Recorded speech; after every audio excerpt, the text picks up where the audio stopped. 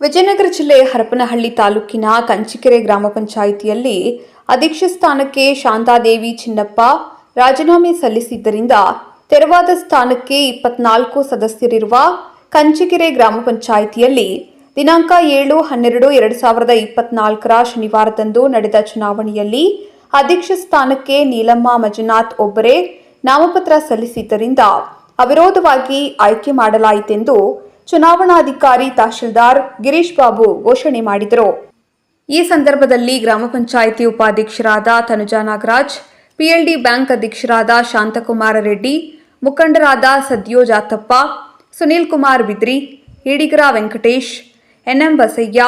ಕುರುಬರ ಸಿದ್ದಪ್ಪ, ಉಜ್ಜಪ್ಪಳ್ಳಿ ಸಿದ್ದೇಶ್, ಹಾಲಪ್ಪ ಹಳ್ಳಿಕೆರೆ, ಮಾಜಿ ತಾಲೂಕು ಪಂಚಾಯಿತಿ ಅಧ್ಯಕ್ಷ ರಾಜಪ್ಪ, ಎನ್ಎಂ ಕೊಟ್ರೇಶ್, ಗ್ರಾಮ ಪಂಚಾಯಿತಿ ಸದಸ್ಯರು, ಮಾಜಿ ಅಧ್ಯಕ್ಷರು, ಉಪಾಧ್ಯಕ್ಷರು, ಕಂಚಿಕೆರೆ ಗ್ರಾಮ ಪಂಚಾಯಿತಿ ವ್ಯಾಪ್ತಿಯ ಎಲ್ಲಾ ಪಕ್ಷದ ಮುಖಂಡರು, ಪಿಡಿಒ ಎಚ್ ದುರ್ಗಪ್ಪ, ಕಾರ್ಯದರ್ಶಿ ಶ್ರೀನಿವಾಸ್, ಹಳ್ಳಿಕೆರೆ ಕೊಟ್ರೇಶ್, ಗಂಗನರಸಿ ನಾಗರಾಜ್, ಪಿಎಲ್ಡಿ ಬ್ಯಾಂಕ್ ಸದಸ್ಯ ಎಚ್ ಭೀಮಪ್ಪ, ಎಚ್ ನಾಗರಾಜ್ ಹಾಗೂ ಸಿಬ್ಬಂದಿ ವರ್ಗದವರು ಹಾಜರಿದ್ದರು.